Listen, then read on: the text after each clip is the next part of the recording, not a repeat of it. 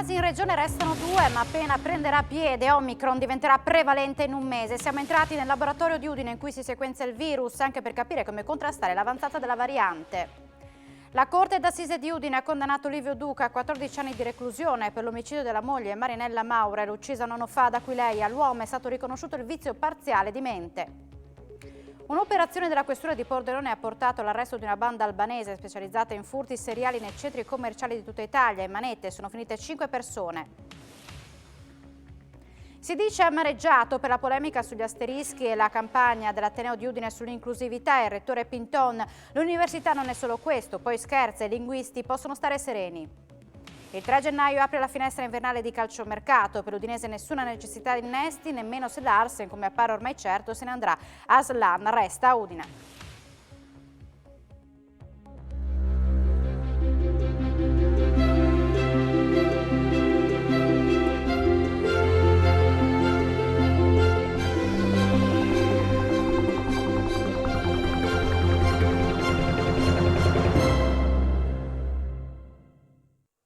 Buonasera, ben ritrovati, nuovo appuntamento con l'informazione di Telefriuli. Restano 2 al momento i casi di variante Omicron individuati in Friuli Venezia Giulia, dove prosegue quotidianamente l'attività di sequenziamento.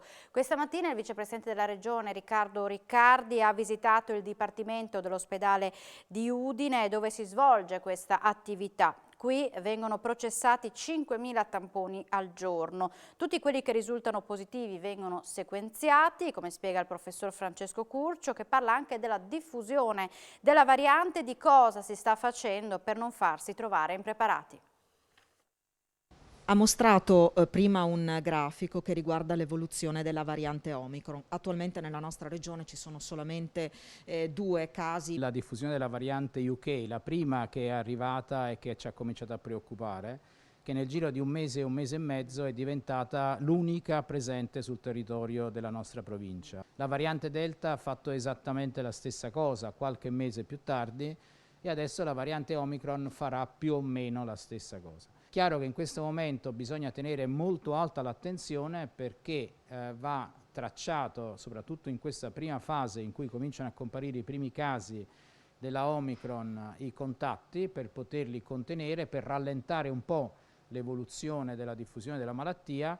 Noi sequenziamo tutti positivi, quindi non facciamo una distinzione su quale sequenziare e quale no. Tutti i positivi vengono sequenziati, dopodiché se nel sequenziamento si evidenziano delle varianti, queste poi vengono segnalate naturalmente alla struttura di riferimento regionale che poi trasmette l'informazione all'ISS. Quindi identifichiamo i soggetti, cerchiamo di isolarli cercando di rallentare la diffusione e nel frattempo vacciniamo con la terza dose la maggiore quantità possibile di persone in modo che quando poi la variante diventasse effettivamente quella predominante, la popolazione è protetta. Quindi diciamo nel momento in cui dovesse esserci un numero cospicuo di casi di variante Omicron è verosimile che nell'arco di un mese questa diventi quella prevalente. È molto verosimile. Alla vigilia delle decisioni del governo sulla stretta di Natale, il vicepresidente della regione Riccardo Riccardi afferma che la misura fondamentale riguarda la riduzione da 9 a 6 mesi della validità del Green Pass. Boccia invece l'ipotesi dei tamponi per i vaccinati.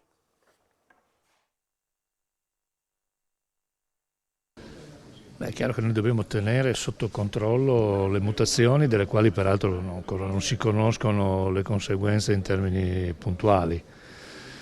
Però lo sforzo è quello di lavorare sul sequenziamento. La ragione per cui anche oggi siamo qui è proprio per venire a riconoscere il lavoro importante che viene fatto in questi laboratori, dove è il cuore nel definire se esiste una possibilità di mutazione o meno e costruire la catena di trasmissione per cercare di tenerla sotto osservazione e sotto controllo, al di là di quella che l'evidenza scientifica ancora in questo momento non è in grado di dirci puntualmente gli effetti che questa produce. Siamo alla vigilia di alcune decisioni importanti che prenderà il governo, si parla appunto di questa stretta di Natale o di dopo Natale. Secondo lei quali possono essere le misure efficaci e distinguere tra vaccinati e non vaccinati ulteriormente è l'unica possibilità?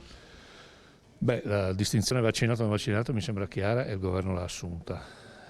Poi l'altra misura che io considero centrale e questa vicenda della riduzione della durata del Green Pass in coerenza con quella che viene ritenuta l'efficacia della durata delle prime 2 dosi di vaccino, quindi da 6 a 9. Il rispetto delle regole che tutti abbiamo conosciuto, insistere molto su questo controllo. Non credo molto al Green Pass che al tampone, perché c'è stata la corsa al tampone che in questo paese, come sempre, c'è chi fa un mestiere che va dal medico e spiega al medico quello che dovrebbe fare non facendo il medico nella vita. Il tampone è una misura che ti dà una sicurezza nella misura in cui lo fai, non è detto che quando l'hai fatto alla fine tu hai la sicurezza di non aver contratto il virus, quindi non credo, anche perché credo che sia una cosa ingiusta nei confronti di coloro che hanno scelto di fare la campagna vaccinale e sia anche un modo per giustificare coloro che non lo vogliono fare. Alla variante Omicron sarà dedicata la puntata di questa sera di Elettroshock, in onda alle 21. Entreremo nel laboratorio dove si sequenzia il virus per parlare con gli esperti, appunto alla vigilia delle decisioni del governo sulla cosiddetta stretta di Natale. Un focus sarà dedicato anche alle vaccinazioni per i bambini, sentendo i medici e dando voce anche ai genitori, e con l'agenzia di viaggi faremo il punto anche su questo settore. Nuova impennata di contagi da Covid. Oggi in Friuli Venezia Giulia sono 937 su 9.835 tamponi molecolari, l'8,02%, e su quasi 21.250 test rapidi, 0,70%. La prima fascia di contagio è sempre quella degli under 19 con il 23,69%, 12 i decessi di persone di età compresa tra i 95 anni, una donna di Pordenone, e i 65 anni, 2 uomini di Trieste morti entrambi in ospedale. I pazienti ricoverati in terapia intensiva scendono a 26, quelli curati in altri reparti calano 293, oltre 7.800 le persone in isolamento. Secondo le nostre previsioni la regione non cambierà colore, però visto che questo virus riserva spesso sorprese negative è bene usare la massima cautela, lo ha detto il presidente del Friuli Venezia Giulia, Massimiliano Fedriga, a margine della consegna delle stelle al merito del lavoro questa mattina al Teatro Verdi di Trieste. Fedriga condivide pienamente ciò che ha detto il presidente del Consiglio Mario Draghi, che stamattina nella conferenza stampa di fine anno organizzata dal Consiglio Nazionale dell'Ordine dei Giornalisti ha detto che il Covid si combatte solamente con le cifre e non con la politica. È arrivata questa mattina, scortata dai carabinieri, una nuova fornitura di vaccini a Santa Maria della Misericordia di Udine. Il carico è arrivato a bordo di un mezzo di SDA, Corriere di Poste Italiane, e dall'inizio dell'anno Poste ha consegnato in tutto in Friuli Venezia Giulia 641.150 dosi di vaccini anti-Covid-19, a Udine 287.150, Pordenone 152.150, a Trieste 201.850. Sono 38 i mezzi speciali di SDA destinati esclusivamente a questo tipo di trasporto e attrezzati con celle frigorifere. Un presidio pacifico per esprimere solidarietà al personale della sanità e chiedere alle istituzioni più attenzione ai cittadini, è andato in scena questa mattina all'esterno dell'ospedale di Pordenone. Vicinanza ai sanitari impegnati nella lotta al Covid, ma anche la richiesta alle istituzioni di potenziare i servizi a favore dei cittadini senza mettere al centro il risultato economico. Sono questi i punti cardine del presidio pacifico, andato in scena questa mattina di fronte all'ospedale civile di Pordenone, organizzato dal Comitato di Salute Pubblica Bene Comune. Presenti anche alcuni consiglieri regionali di opposizione e l'ex candidato sindaco Gianni Zanolin. Una cinquantina di persone, cartelli alla mano, ha fatto sentire il malumore per l'attuale situazione sanitaria. Questa è un'iniziativa di solidarietà con chi lavora in sanità, con chi garantisce al meglio delle sue possibilità la nostra salute in questo momento particolare. Dobbiamo sostenerli come?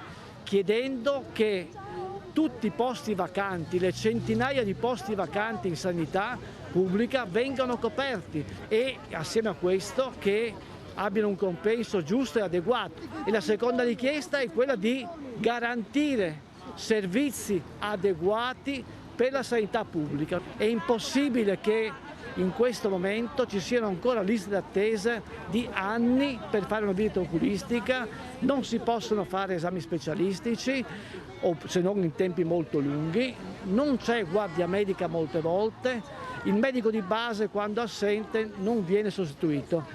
Quindi a tutto questo la Regione a Pordenone, ma in tutta il Friuli Venezia Giulia, deve garantire un servizio adeguato. Nel mirino anche gli utili di ASFO a fronte della cronica carenza d'organico e della riduzione dei servizi.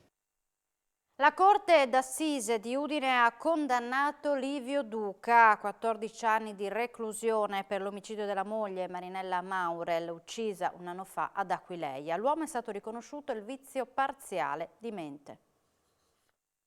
Livio Duca è stato condannato a 14 anni di carcere. Ci sono volute appena 2 ore alla Corte d'Assise di Udine per riconoscere il 67enne colpevole di aver ucciso la moglie Marinella Maurel, di 66 anni, il 22 settembre 2020 nella loro casa ad Aquileia con una singola coltellata. La Corte, presieduta dal giudice Paolo Alessio Verni, ha riconosciuto all'uomo l'attenuante del vizio parziale di mente. La sentenza ha accolto le richieste del PM Maria Caterina Pace. L'accusa ha sostenuto che Duca, oggi non presente in aula, avesse agito d'impeto e che, pur affetto da un disturbo delirante e persecutorio maturato durante il lockdown, fosse in grado di ritenere probabile la morte della donna a seguito del proprio comportamento. Infatti Duca, che confessò l'uxoricidio subito dopo aver ferito mortalmente la moglie, non usò il primo oggetto a portata di mano, ma un coltello custodito in un armadio. Sul vizio di mente ha insistito il difensore, l'avvocato Irene Lenarduzzi, per il quale il 67enne agì senza volontà di uccidere e spinto dal disturbo psichico. Il gesto, per il legale, fu un tentativo di estrema difesa di una persona delirante e paranoica, convinta che la famiglia lo volesse confinare nel centro di salute mentale, escludendo così che si sia trattato di un femminicidio. Per questo aveva chiesto l'assoluzione o almeno la derubricazione dell'accusa a omicidio preterintenzionale. Il ricorso in appello sarà valutato dopo la lettura delle motivazioni. Un 21enne udinese ha patteggiato 3 anni e 6 mesi di reclusione. Aveva rapinato la nonna di 70 euro. Confermata per il giovane la custodia in carcere. Ruba alla nonna 70 euro e la morde a una mano per scappare. Patteggia 3 anni e 6 mesi di reclusione e 1.400 euro di multa. È un conto davvero salato quello pagato da un 21enne udinese, accusato di rapina, che si è visto comminare la pena dal GUP di Udine Matteo Carlisi. La vicenda risale al 1 novembre, quando il giovane ha chiesto alla nonna di 69 anni di prestargli €1. Lei gliene ha consegnati 3. Invece di ringraziarla, il 21enne, con un gesto repentino, le ha sfilato dal portafoglio una banconota da 20 e una da 50 euro e ha cercato di andarsene. La donna ha quindi tentato di fermare il nipote afferrandolo al polso. Ma il ragazzo, dopo aver minacciato di prenderla a pugni, l'ha morsa alla mano destra e l'ha spinta facendola cadere su un letto. Infine ha gettato da una finestra il denaro a uno straniero che si è subito dileguato. Portato in ospedale, alla signora è stata diagnosticata una prognosi di 3 giorni per la lesione alla mano. Il GUP ha confermato per il giovane la custodia cautelare in carcere.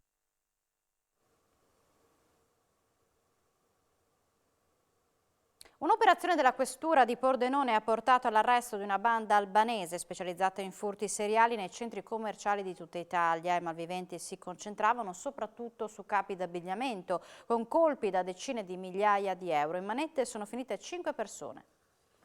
Una banda specializzata in furti nei negozi di abbigliamento della catena H&M all'interno dei centri commerciali è stata arrestata dalla polizia di Pordenone al termine di complesse indagini coordinate dalla procura e condotte dalla squadra mobile della questura che sono durate 3 mesi.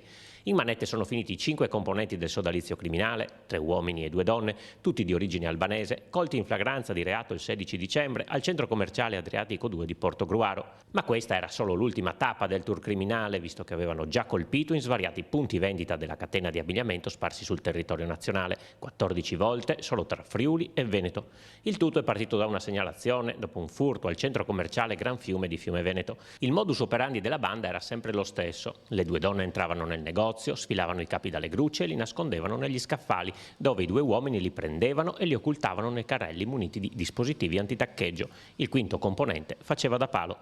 I colpi erano rapidi e ripetuti anche nello stesso giorno. Dalle perquisizioni sono stati rinvenuti oltre 350 capi d'abbigliamento di varie taglie e misure, tutti marchiati H&M per un valore di oltre 8.000 euro, frutto dei recenti furti. E probabilmente merce poi destinata sui canali praticamente della ricettazione, diciamo, oltre frontiera della parte balcanica. Quindi sicuramente, vedo dal punto di vista proprio della sicurezza delle attività commerciali, dei centri commerciali e delle attività economiche, un risultato importante. Gli arresti e i fermi sono stati convalidati dal giudice per le indagini preliminari del Tribunale di Pordenone. Gli arrestati sono rinchiusi nei carceri di Padova, Verona e Venezia a disposizione dell'autorità giudiziaria.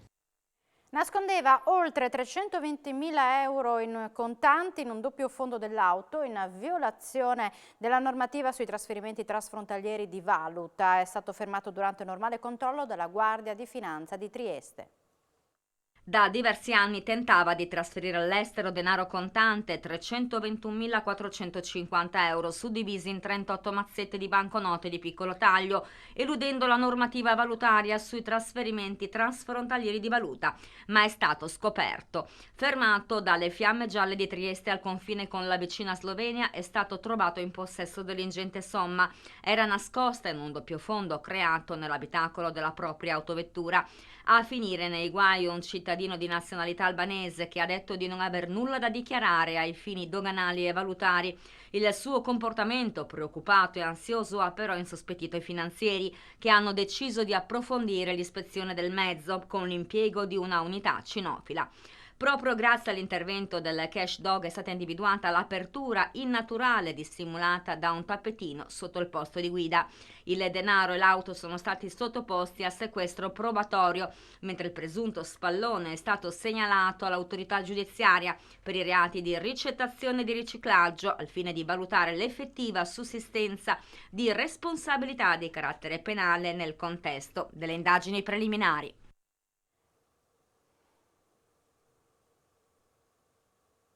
Si sblocca il subentro di Autostrade Alto Adriatico ad Autovie Venete, di pari passo la realizzazione dei tratti mancanti della terza corsia per opere del valore di 1 miliardo di euro. Darne notizia è il Presidente della Regione, Massimiliano Fedriga, che ha annunciato pochi minuti l'approvazione in via definitiva da parte del CIPES, il Comitato Interministeriale per la Programmazione Economica e lo Sviluppo Sostenibile, del primo progetto italiano di affidamento in house della concessione autostradale della 4 Venezia-Trieste a favore della società Autostrade Alto Adriatico SPA, società interamente partecipata dalla Regione Friuli-Venezia Giulia e dalla Regione Veneto.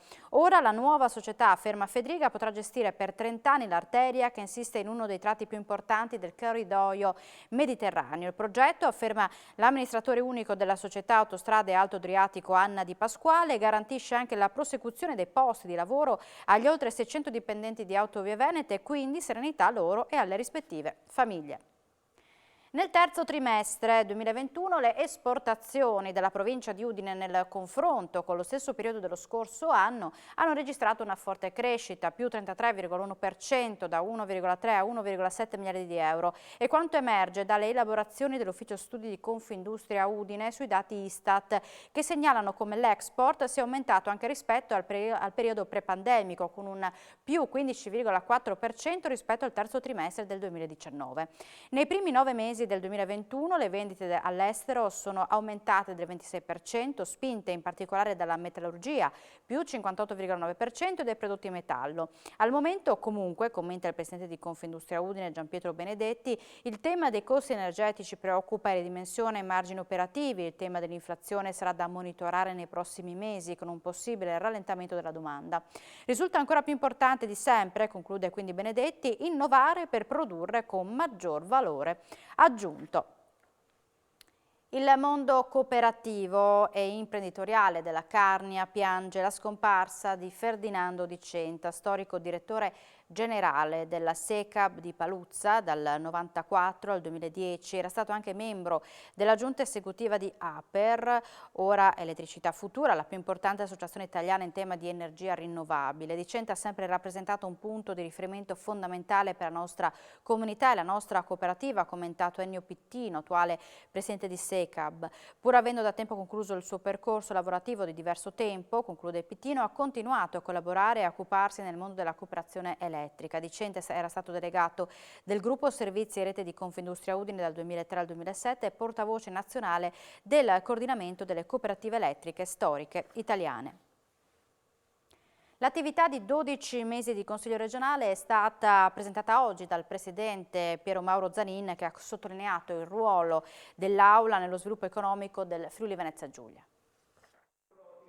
25 leggi approvate, tra cui spiccano quelle per le imprese e famiglia, 256 ore d'aula e 210 sedute di commissioni. Un bilancio positivo, quello tracciato dal Presidente del Consiglio regionale Piero Mauro Zanin, che nella consueta conferenza di fine anno ha ricordato anche la norma approvata all'unanimità sui fusillazzi di Cercivento.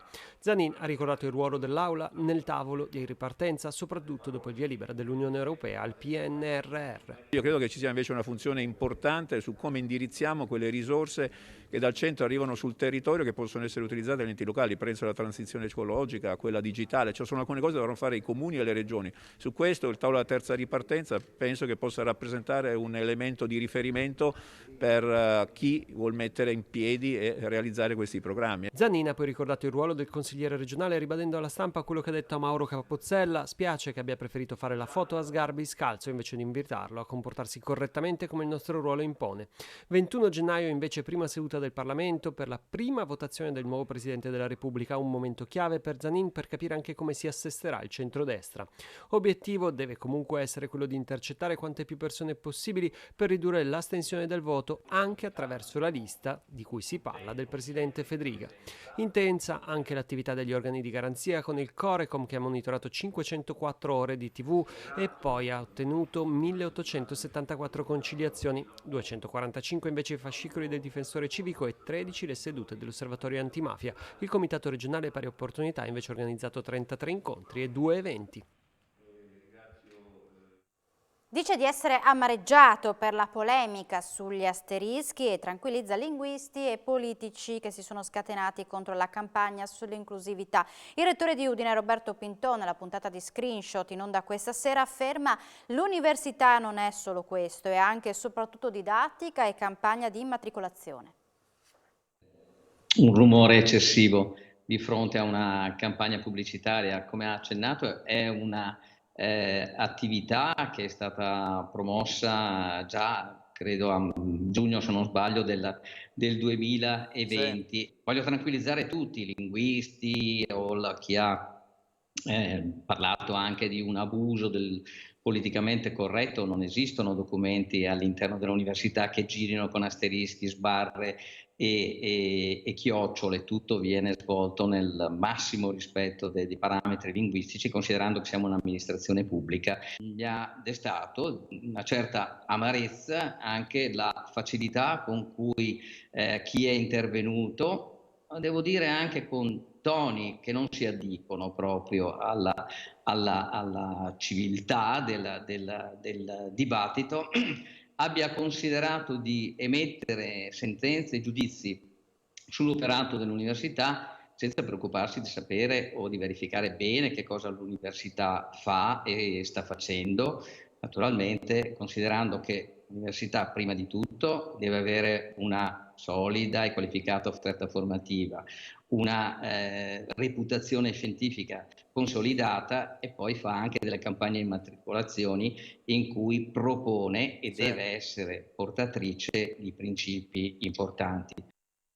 35 famiglie senza riscaldamento e acqua calda da una settimana nel condominio Adige a Udine, col timore di restarci fino a inizio 2022. Al freddo anche novantenni e persone con problemi respiratori. Tutto nasce da una fuga di gas. L'appello dell'amministratore condominiale per il veloce ripristino della fornitura. 34 famiglie senza gas e riscaldamento, quindi acqua calda, il gas per cucinare e insomma riscaldamento da 7 giorni qui nella zona di Via Noncello, condominio Adige. Cosa è successo? È successo che un tubo ha cominciato a perdere, siamo intervenuti tempestivamente, abbiamo ripristinato il tubo, dopodiché abbiamo chiesto la riattivazione del servizio. E prima ci hanno giustificato che dovevamo fare altri interventi e poi ci hanno detto che il personale va in ferie e pertanto prima di gennaio non è possibile riattivare. Ci sono delle persone anziane, 90 anni, c'è una signora che ha dovuto andare già in pronto soccorso perché ha una bronchite, gli hanno chiesto e non ha possibilità di essere trasferita in quanto i suoi familiari sono in Sicilia.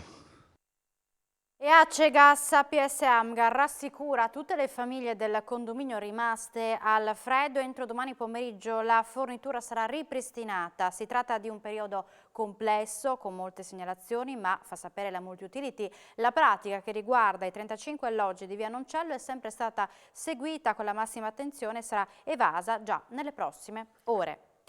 2 ragazzi di 22 anni, uno di Capriva e l'altro di Mossa, sono rimasti feriti gravemente a seguito di un incidente accaduto a mezzanotte in via Roma a Capriva. Il conducente ha perso il controllo dell'auto, una Fiat Panda, la vettura è finita fuori strada dopo essersi schiantata contro un albero. Sul posto sono intervenuti i carabinieri, 2 ambulanze, un'automedica, l'elicottero sanitario e i vigili del fuoco che hanno estratto i 2 ragazzi dall'abitacolo dove erano rimasti incastrati, poi il trasferimento agli ospedali di Udine e di Trieste.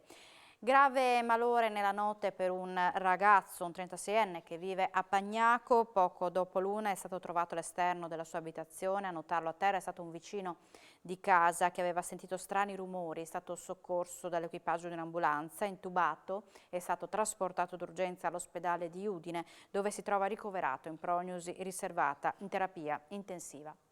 Sono stati 177 i controlli della Guardia Costiera del Friuli Venezia Giulia sulla filiera di produzione e di vendita di prodotti ittici in vista dell'aumento dei consumi nel periodo natalizio. 7 gli illeciti scoperti, tutti di carattere amministrativo, con 30 kg di pesce sequestrato. Alcuni esercizi commerciali, tutti nella zona di Trieste, vendevano senza garantire la tracciabilità del prodotto, mentre in un'azienda della provincia di Udine sono stati trovati prodotti ittici preimballati con date incoerenti rispetto alle etichette. Circa 26.000 euro il valore delle sanzioni comminate. Più forte della pandemia, il 2021 è stato chiuso dall'Avis regionale con 12.700 donazioni, 4.261 delle quali di plasma, numero quest'ultimo che pone il sodalizio in vetta a livello nazionale. Un bilancio positivo nonostante la pandemia. Il 2021 si chiude per l'Avis regionale con numeri più che soddisfacenti e che pongono l'associazione ai vertici nazionali, soprattutto per quanto concerne la donazione di plasma. Siamo sulle 12.700 donazioni, quindi anche il 2021 si è rivelato un buon anno dal punto di vista donazionale, forse un po' meno dal punto di vista associativo perché la pandemia purtroppo ci ha fermati e quindi le consuete attività che si mettevano in campo non sono andate a buon fine. Particolarmente pesante è stata la mancanza di entrata nelle scuole. La Presidente guarda già al prossimo anno. Per il 2022 ci aspettiamo di puntare su formazione dei volontari e dei dirigenti e su una formazione motivazionale che ci faccia un po' riscoprire il perché abbiamo deciso di entrare in Avis. E poi, non ultimo, lavorare con i giovani per fare in modo che si avvicinino all'associazione. Per essere idonei alla donazione bisogna avere dai 18 ai 65 anni, pesare almeno 50 kg e godere di buona salute. Il dono del sangue è volontario, anonimo e soprattutto gratuito. Tra poco le notizie sportive dove si parlerà anche di calciomercato. Il 3 gennaio infatti apre la finestra invernale, ma per l'Udinese non c'è nessuna necessità di innesti, nemmeno se Larsen, come appare ormai certo, se ne andrà. Se ne parlerà tra poco a Sport FVG. Grazie per l'attenzione e buona serata con i programmi di Telefriuli.